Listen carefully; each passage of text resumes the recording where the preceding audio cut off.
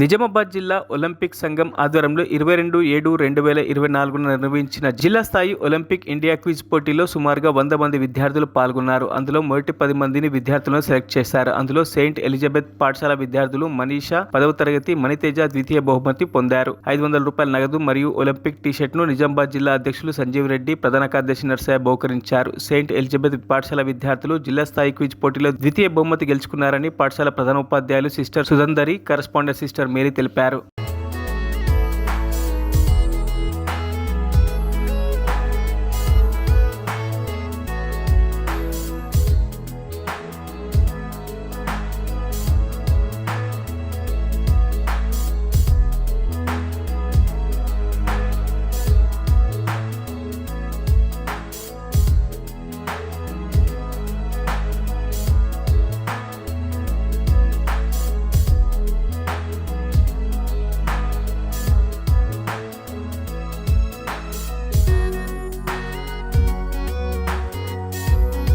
మరిన్ని అప్డేట్స్ కోసం మా ఛానల్ని సబ్స్క్రైబ్ చేయండి.